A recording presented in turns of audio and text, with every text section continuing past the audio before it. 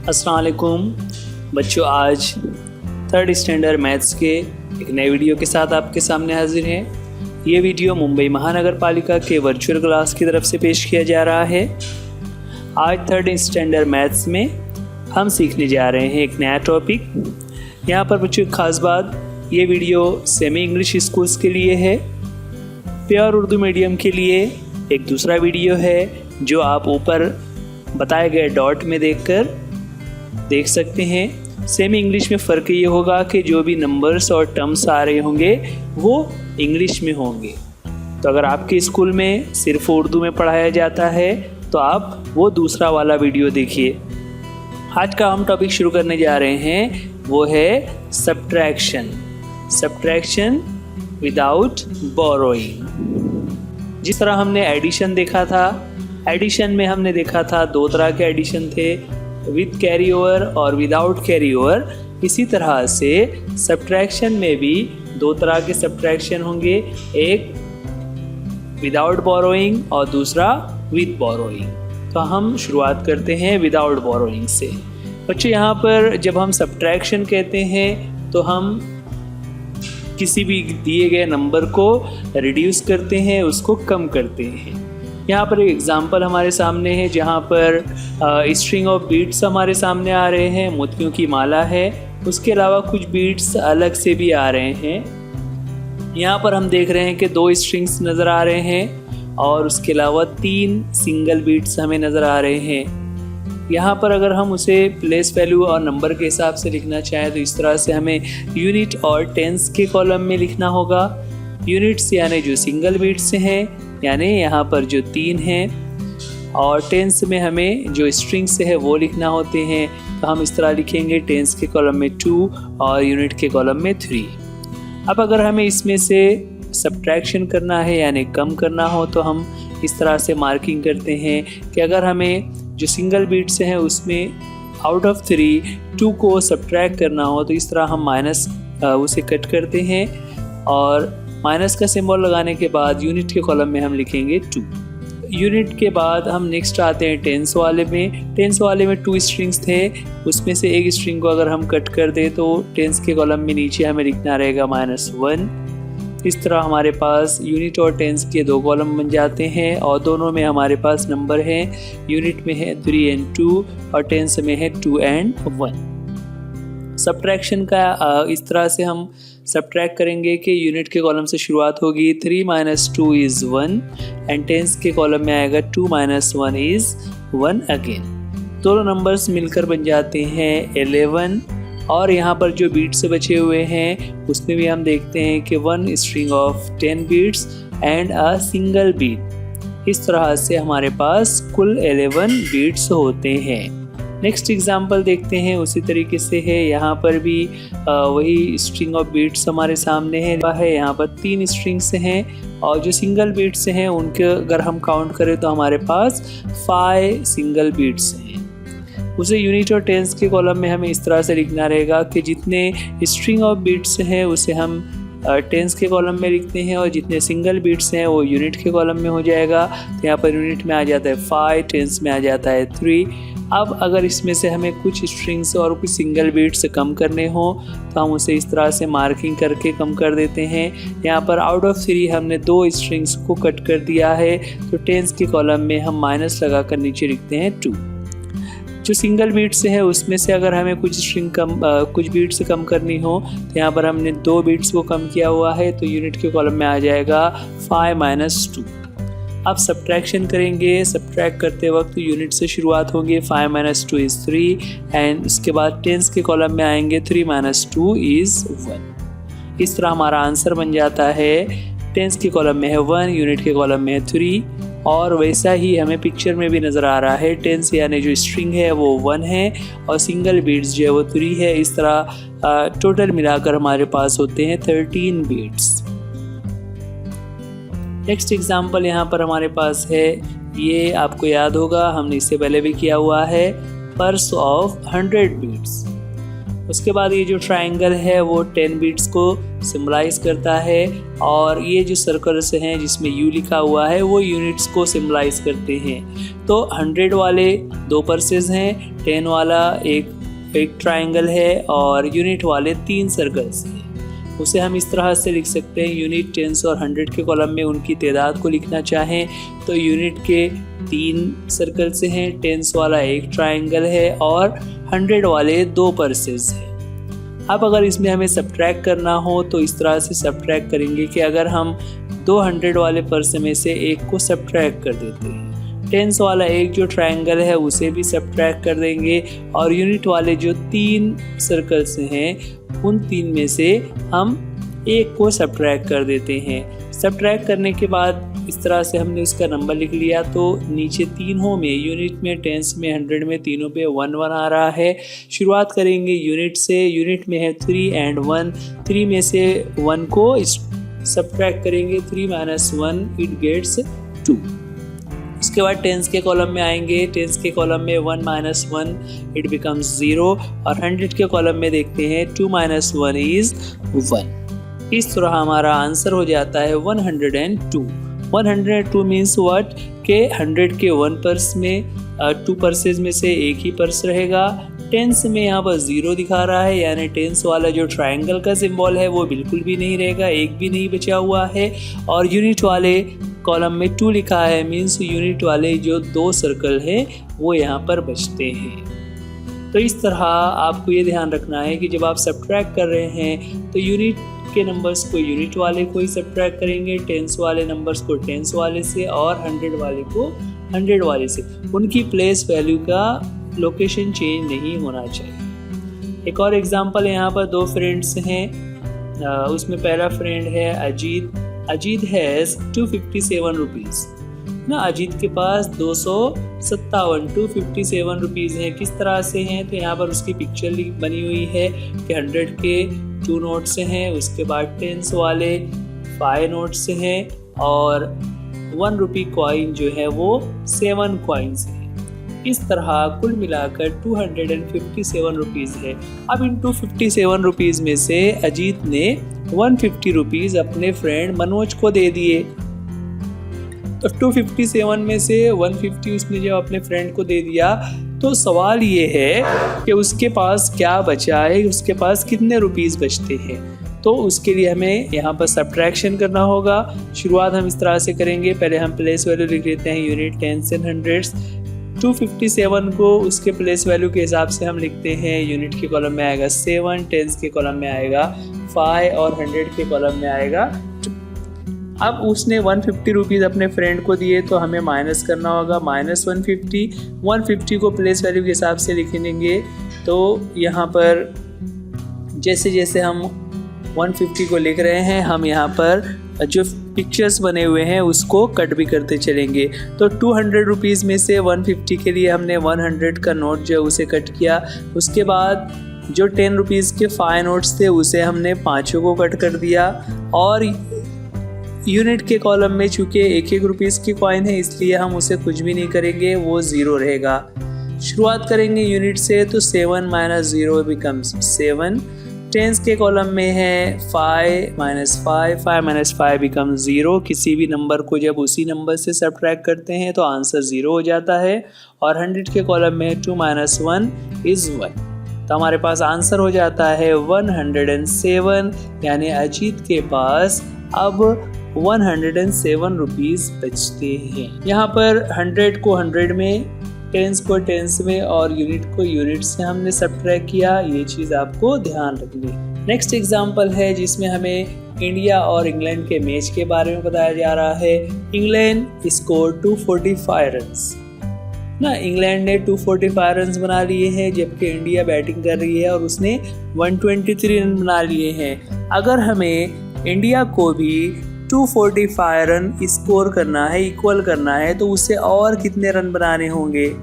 तो उसके लिए यहाँ पर इक्वेशन दिया हुआ है कि इंडिया को अगर 245 रन बनाने हैं तो 123 से आगे शुरू करते हुए अगर हम इस तरह से कैलकुलेशन करते हैं कि 123 प्लस ना, यहाँ पर जगह जो है वो ब्लैंक छोड़ दी हुई है। अगर वो मिसिंग नंबर हमें मिल जाए तो हमें आंसर मिल जाता है। उसके लिए हमें यहाँ पर रिवर्स करना होगा।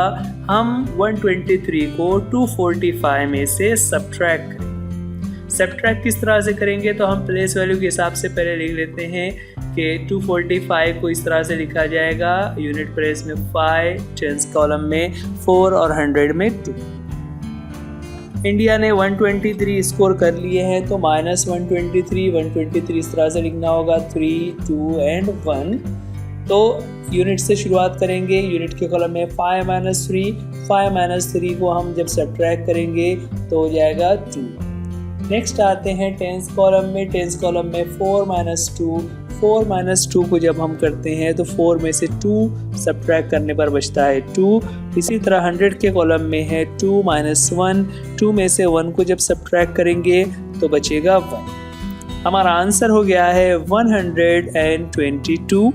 इसका मतलब क्या हुआ कि इंडिया को 245 रन स्कोर करने के लिए और आगे 122 रन्स बनाने हैं। एक और एग्जांपल थी जहां पर क्रिकेट मैच के ज़रिए से हमें बताया गया किस तरह से सब्ट्रैक्शन किया जाता है। तो सब्ट्रैक्शन, जैसे हमने एडिशन की एग्जांपल देखी थी कि हमारे लाइफ में बहुत सारी जगहों पर हमें एडिशन करना होता है, इसी तरह से सब्ट्रैक्शन भी होता है। चलिए अब शुरुआत करते हैं हम कुछ नंबर्स की। पहला क्वेश्चन है सब्ट्रैक्ट द फॉलोइंग। उसमें हमारे सामने नंबर दिया हुआ है 545। उनके प्लेस वैल्यू के हिसाब से उसे यूनिट, टेंस और 100 के कॉलम में लिखा हुआ है। और नेक्स्ट जो है, next number is only 2। Unit के कॉलम में है 5 - 2। 5 - 2 जब हम करते हैं तो बनता है 3। टेंस और 100 के कॉलम में कुछ भी नहीं है, जो नंबर ऊपर लिखा हुआ है वही नंबर नीचे आ जाएगा, यानी टेंस के कॉलम में 4 वैसा ही नीचे आ जाएगा और 100 के कॉलम का जो 5 है वो भी आंसर में आ जाएगा। तो हमारा आंसर बन जाता है 543। यहाँ पर बच्चों एक खास बात ये ध्यान रखनी है कि अगर किसी भी 3 डिजिट नंबर से जब हम 1 डिजिट वाले या 2 डिजिट वाले नंबर को सब्ट्रैक्ट करते हैं तो हमेशा शुरुआत हमें यूनिट कॉलम से करनी होती है। और भी उसकी एग्जांपल्स हमारे सामने आ रही होगी। नेक्स्ट एग्जांपल है जहां पर हमारे सामने नंबर्स है 749 और नीचे उसमें सब्ट्रैक्ट करना है 438। यूनिट के कॉलम में 9 एंड 8, 9 में से 8 को सब्ट्रैक्ट करेंगे तो हो जाएगा 9 - 8 बिकम्स 1। इसके बाद टेंस कॉलम में आएंगे। टेंस कॉलम में है 4 एंड 3। 4 - 3 करने पर हमारे पास आंसर होता है 1। और 100 के कॉलम में है 7 - 4। 7 - 4 करने पर आंसर आ जाता है 3। इस तरह हमारा आंसर बन गया 311। Another example is given here, जिसमें नंबर्स दिए हुए हैं प्लेस वैल्यू के साथ के 853। उसमें से हमें सब्ट्रैक्ट करना है 202। 202 को जब हम सब्ट्रैक्ट कर रहे हैं तो यूनिट से शुरुआत करेंगे। यूनिट में 3 and 2। 3 - 2 करने पर हमारा आंसर होता है 1। इसके टेंस कॉलम में आएंगे। टेंस कॉलम में 5 - 0। 5 - 0 आपको अब याद है कि जब हम किसी नंबर में से 0 को सब्ट्रैक्ट करते हैं, यानी हम कुछ भी कम नहीं करते, उसी नंबर को आंसर के तौर पर यूज़ करते हैं, इसलिए यहाँ पर आंसर हो जाएगा 5। और उसके बाद 100 के कॉलम में देखते हैं। 100 में है 8 and 2। जब हम 8 - 2 करते हैं तो 8 - 2 बिकम्स 6।